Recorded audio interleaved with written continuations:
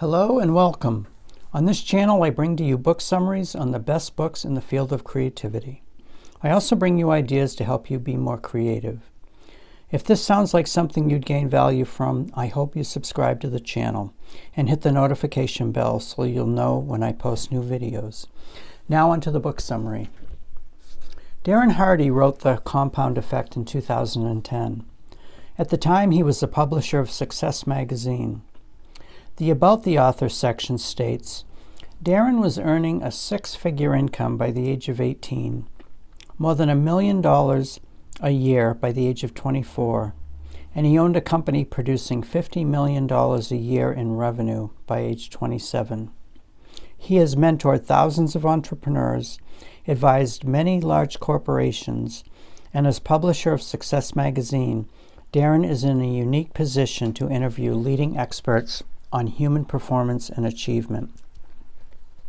In addition to an introduction and conclusion, Darren Hardy breaks his book down into 6 chapters: The Compound Effect in Action, Choices, Habits, Momentum, Influences, and Acceleration. In Chapter 1, Hardy emphasizes the fact that small, smart choices completed consistently over time can produce radical results. He gives a few examples. One is the magic penny. Another example I found much more helpful because who, after all, has a magic penny? Hardy gives the example of 3 friends, Larry, Scott, and Brad. Larry represents no changes, the majority of us. Tony Robbins calls Larry's condition living in, quote, no man's land. Larry is not really happy, but not unhappy enough to do anything about it. Complacency and accepting the status quo has frozen Larry's dreams in place. Brad represents the person who makes poor choices, for example, in the areas of food, alcohol intake, and spending much of his free time watching TV. Scott, on the other hand, starts implementing small choices into his life on a daily basis. He reads 10 pages a day and listens to self-improvement audio for 30 minutes during his commute to work. He cuts out just 125 calories a day from his diet and walks just a few thousand feet a day. At the end of 5, 10, even 15 months later, there is no noticeable changes. By the end of 18 months, there are some slight differences. By month 25, there are measurable, visible differences.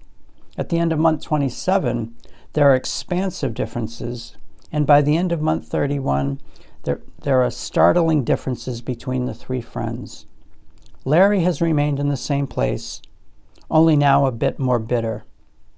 Brad has put on an additional 33 pounds in this time, becomes less social, and accuses his wife for his unhappiness. Brad is unhappy at work, and his marriage is on the rocks. Scott, on the other hand, has lost 33 pounds in this time, invested almost 1,000 hours to reading and listening to helpful books, which has increased his knowledge and led him to receiving a promotion and a raise. His marriage is also thriving. Hardy emphasizes that these big differences are a direct result of small choices over time. Instead of the quick fix, go all out immediately and crash and burn a few months later. By implementing small, almost imperceptible changes over time, have incredible results. In Chapter 2, Hardy shows how our choices, good or bad, over time create behaviors that become habits. He says that many people are sleepwalking through their choices, and much of the time we aren't even aware we are making them. To improve our awareness, he suggests focusing on one habit and tracking everything about it. For example, to maintain a healthy diet, start by tracking everything you eat. Start carrying around a small notebook. Track yourself as if you're a valuable commodity, because you are. Hardy says to keep it slow and easy, just one habit at a time, and get hooked, and all the other behaviors will fall in place. He gives an example of a coworker who was overweight and claimed she could never run a half marathon. Hardy helped her by a slow and gradual process of working up to that admittedly high goal. In time, she did run the half marathon, as well as improved her nutrition, her self-esteem, her affection for her husband, and more energy for her kids.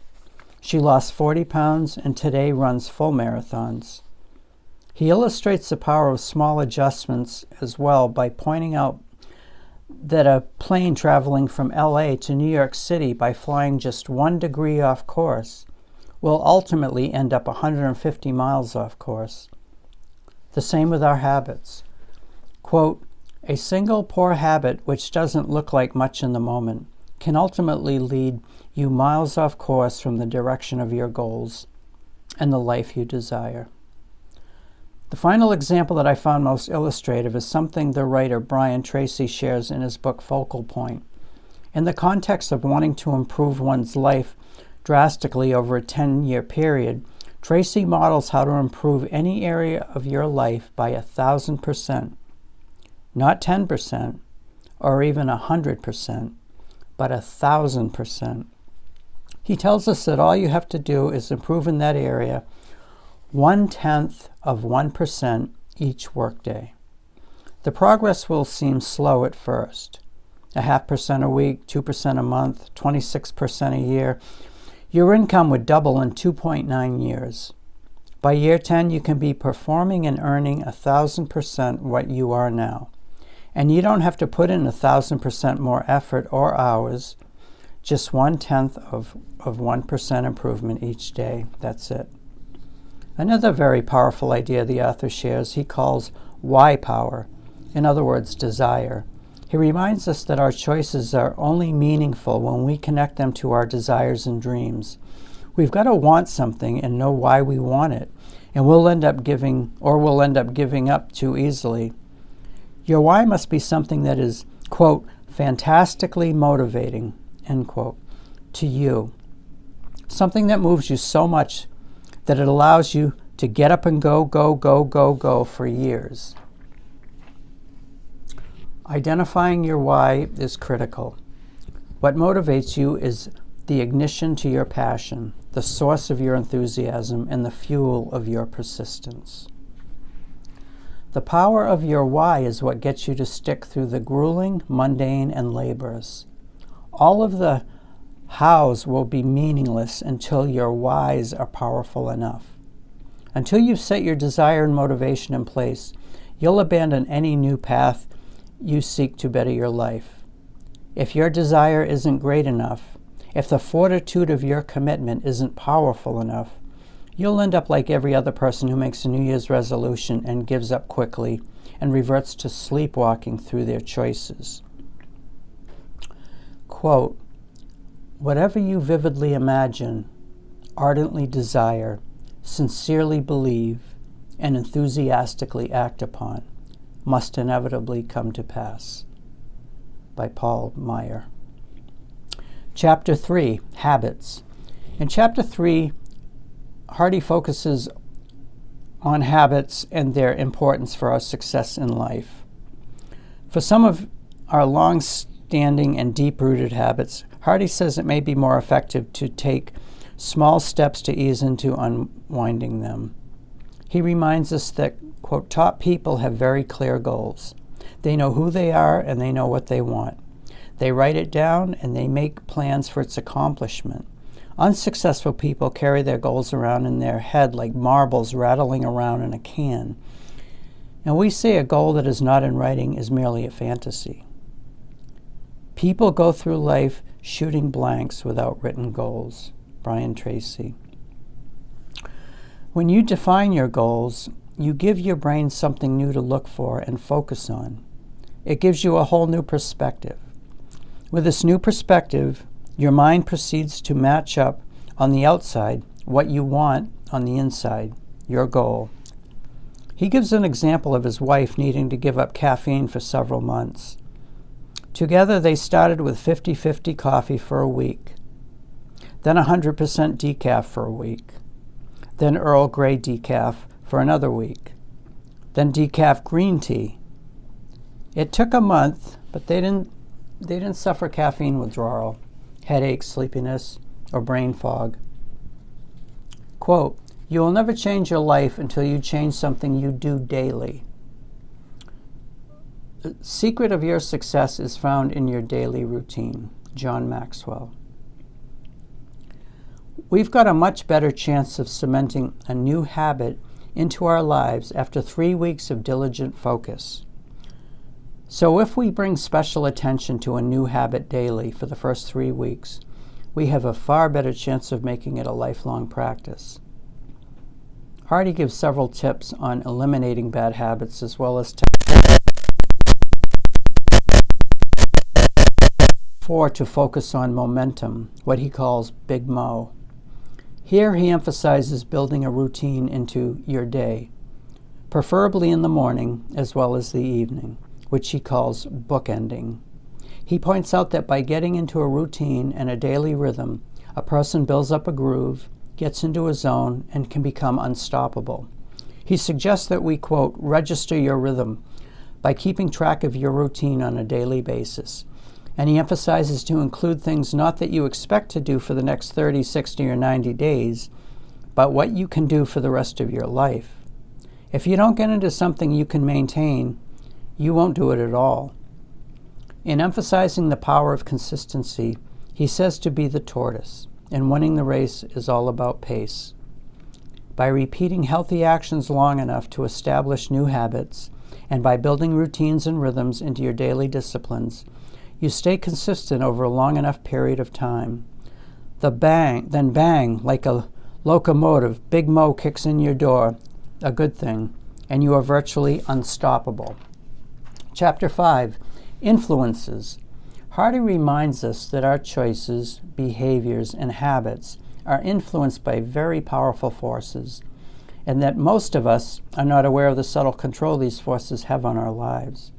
He points out 3 kinds of influences: input, what we feed our mind; associations, the people we spend time with; and our environment, our surroundings. To help with input, Hardy reminds us that people spend on average 33 hours a week watching TV, 30% of our waking hours.